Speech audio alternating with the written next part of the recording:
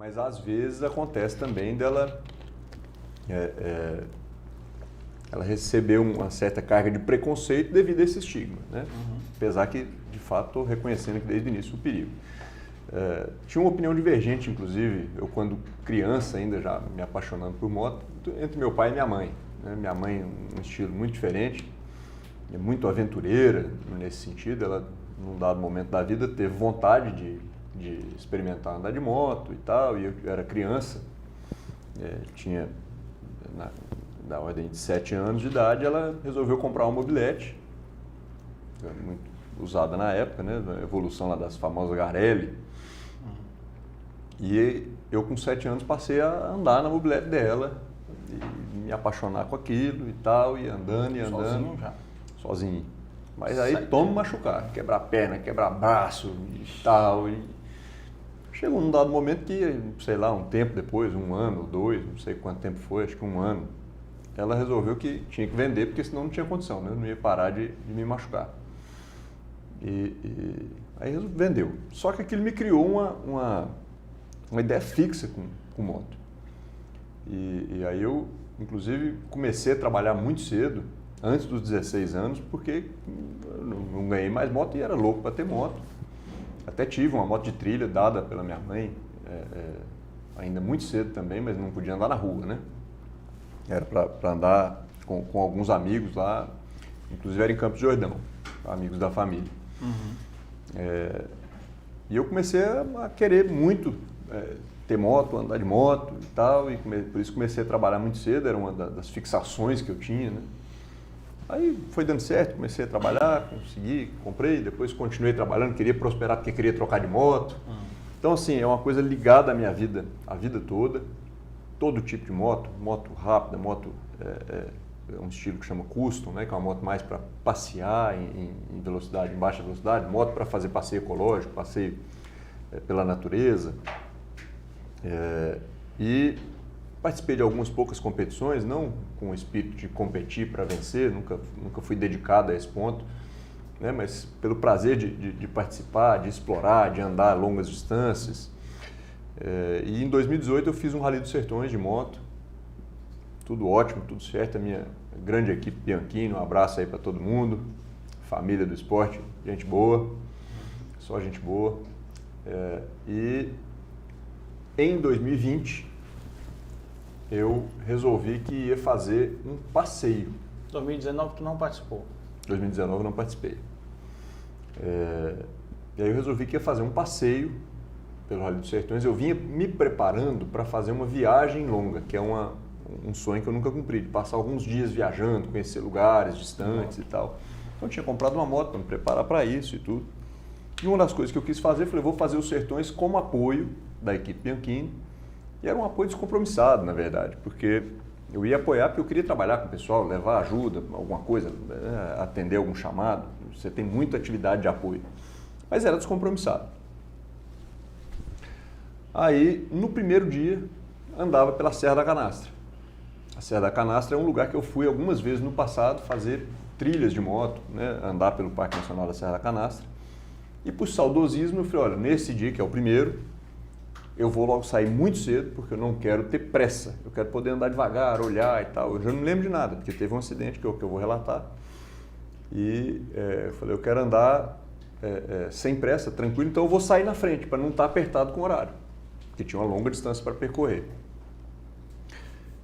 Tirei foto, eu tomando banho em rio, parei, foto de placa, indicando partes do parque, né, que a gente estava passando.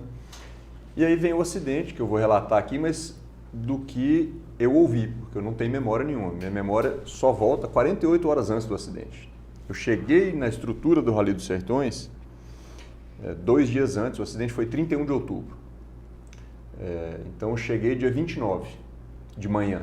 E eu me lembro do dia 29 de manhã, eu chegando, alguma coisa, aí a memória vai sumindo e desaparece completamente. Mas eu vinha andando pelo parque e passaram ciclistas por mim, que não estavam competindo, eram ciclistas que estavam lá passeando. E inclusive fui lá conhecê-los depois, porque eles fizeram o meu socorro, né? E eu reduzi a velocidade, eles relatam que eu reduzi a velocidade, cumprimentei eles. Chegou numa pontezinha, que era uma ponte de madeira, uns 4 metros, só passa um veículo por vez. E tinha um carro que vinha para passar, que estava justamente dando apoio a esses ciclistas. E eu parei na cabeceira da ponte.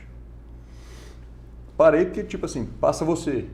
E aí era uma mulher dirigindo, a Miriam, hoje amiga, né? E ela esperando lá, ficou aquela história, eu passo, você passa, eu passo, você passa, e eu acabei arrancando e passando.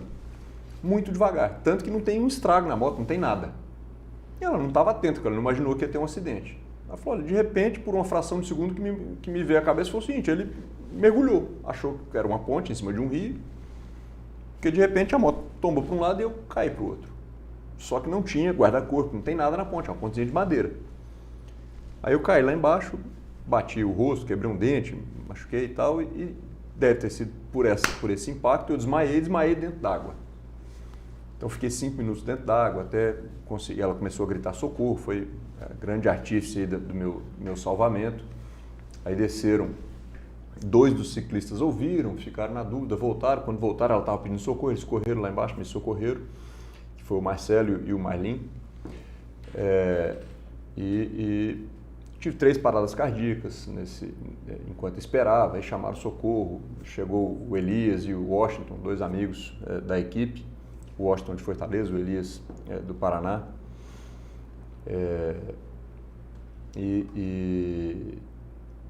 Enfim, me pediram resgate, eu consegui sair dali, estou tentando encurtar a história, né?